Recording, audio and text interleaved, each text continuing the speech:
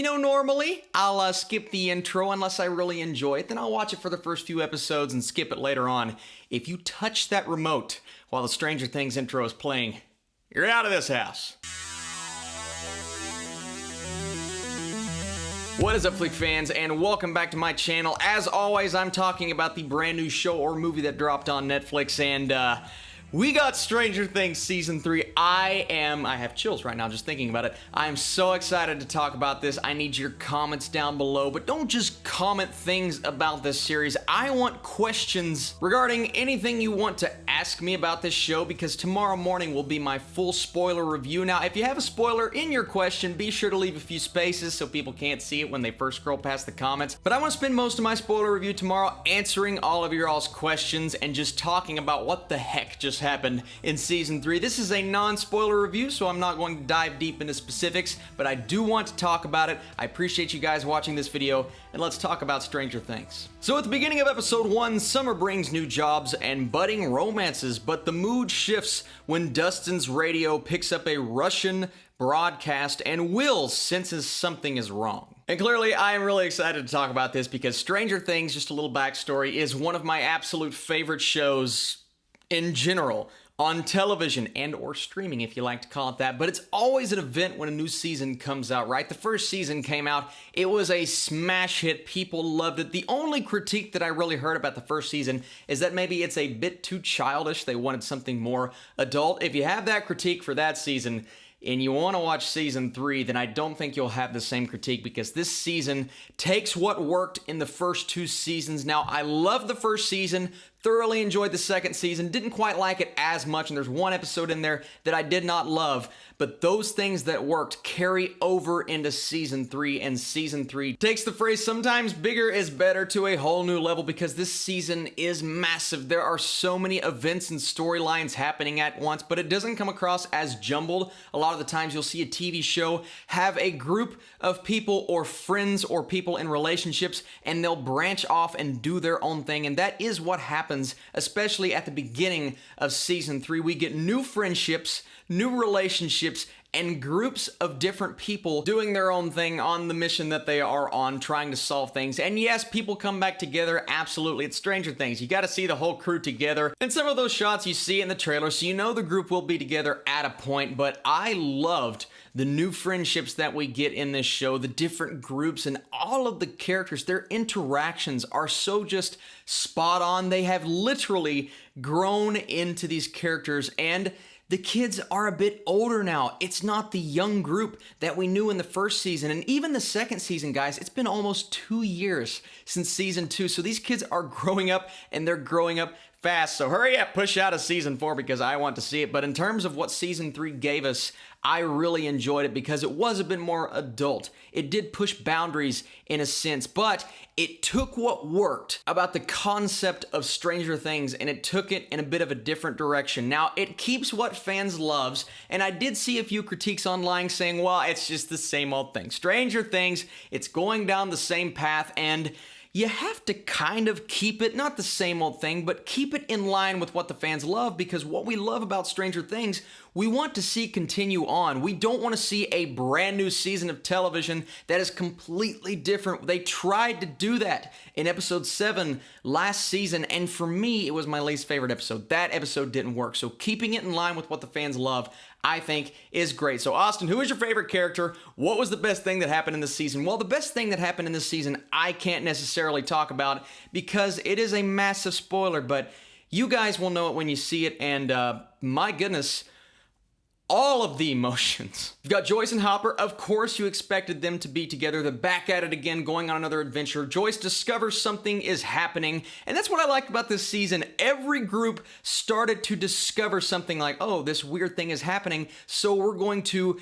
explore. We're going to try to find out what that is, because these kids are used to solving this giant mystery, right? So it's only natural that their brains will tell them we have to find this out because this town has been bringing us weird things before. Why not now? And each individual group, they start to go on this mission or this adventure. Joyce and Hopper starts to find things out. Jonathan and Nancy, they go on their own adventure. And I really like their relationship. One, they explore that more in this season, as they should. But I also like the fact that they're growing up, right? They have jobs now. They're trying to perform those jobs. They're trying to be the best that they can be. But what they don't understand is that the world is a bit more cruel than they anticipated. And not just the things happening literally out of this world, but the down-to-earth things, dealing with a boss, dealing with people that maybe don't treat you the way that they should treat you at a job. You have to deal with that when you grow up, and I loved that exploration. And then you have our core group, of course, in Max and Mike and Eleven, so on and so forth. Now,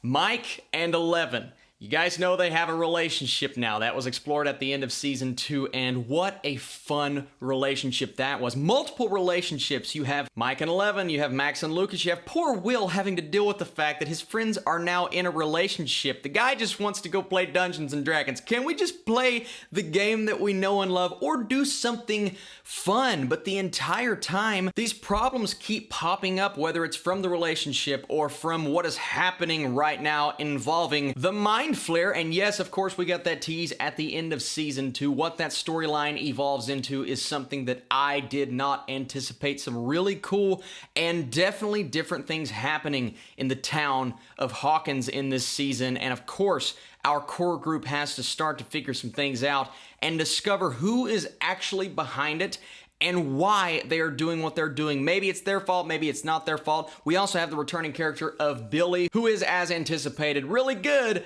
but also really evil. This guy, Doc Ray Montgomery, is really good in this role. You hate him, but you love to hate him, but they start to explore reasons why they want the audience to hate this character. Really cool thing going on there. Really awesome shout outs to George Romero's Day of the Dead, which was released around this time in 1985, but you get those seeds planted at the beginning of this season. Then as you progress through the story, you start to discover, oh my gosh, and you can start to relate it to different genres. I don't want to say what exactly happens. We'll save that for the spoiler talk, but it's really cool. It's a direction that I did not anticipate, and with a low budget or a television budget, this usually would not work because the special effects would not be the best, and there were times in seasons 1 and 2 when the special effects weren't top notch.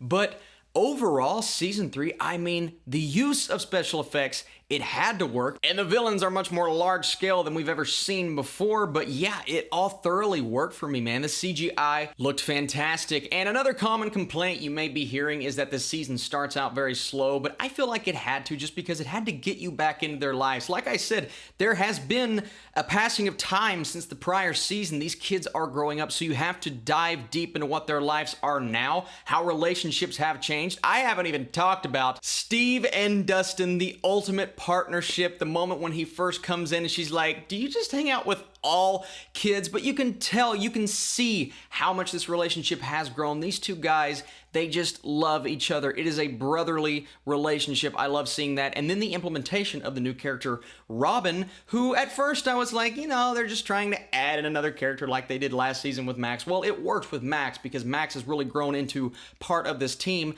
And I really liked the character of Robin. It sparked a relationship with these other two guys where they go and they start going out on their own mission, and she's smart. She fends for herself and she knows what she's talking about. I really liked her character. I was thoroughly surprised with all of the newcomers this time around. There wasn't one character that I looked at and said, yeah, it's too much. It's annoying. The writing isn't the best. And I think that's the strong suit of the season, is the writing is just so on point. Every now and then they go down a path and you're like, well, we could have spent a bit more time here as opposed to here, and maybe that story point wasn't as important at that moment. The humor works for the most part. There were a few jokes that did not hit, I think, as hard as they intended to hit, but overall, guys, the dialogue, the writing, the conversations, all of that this time around. And do I even have to talk about the cinematography and the score? I mean, we know the score is amazing. It is truly amazing in this season, and just the look of the show, down to the color correction, guys. It's one of the best looking and sounding shows on Netflix. The retro vibe that we know, it's sticking around in Stranger Things. It throws you all the way back to the 80s, and I love every single thing about this season, guys. I had an absolute blast. I don't want to go into story details just because we're going to save that for a bit later, but let me tell you, the emotional moments in this show, they do not miss a beat. You remember that moment, We Can Be Heroes, in season 1, where they discover that Will was actually dead the entire time, right? There is a moment in this season where something happens, I'm not going to say what, and I had tears in my eyes. I couldn't help it because I feel like I grew up with this series. Even though I didn't, even though it just came out a few years ago, it just has that nostalgia factor to it, right? I think back to season 1 and season 2, I can remember exactly where I was watching the first 2 episodes of this series. I can remember the moments, how I felt when each specific thing happened, and it's the same case for season 3. I made sure I was sitting down, no distractions when watching this season, because I love these characters so much, and that's what it's all about. It's all about the characters. If you can build those characters up and allow your audience to relate to them, grow up with them as we are right now, and then bring us new relationships and new friendships with each passing season, and to where all of them can come together after their separate adventures and fight this thing that they have to fight. And let me tell you, what they have to fight in this season is an absolute menace in the best way possible, guys. Season 3 was awesome. I love this show so much. If you did not love it or you were a bit disappointed, that's okay. Let me know why in the comments down below. Ask me some questions. I'll be sure to talk about it in my spoiler review. And I'm going very high with this season. If you enjoyed this video and you want to see more Netflix-centric things, hit that thumbs up button. It absolutely helps out this channel. I appreciate that. I'm going 90% for season 3 of Stranger Things, a really solid 9 out of 10. One of my favorite seasons of television this year. I wanted to say that. I was hoping I could say that. Glad I was finally able to watch this season. It has been a long time coming. And season 4, man, where are you at? You better not Rick and Morty me again and make me wait 2 years. I want to see this season as soon as possible. I appreciate you guys watching this video. As always, helping out this channel, subscribing. Stay tuned for my spoiler review that's coming very soon. And I will be ranking all 23 movies in the Marvel Cinematic Universe. You guys are the best, and I'll see you very soon.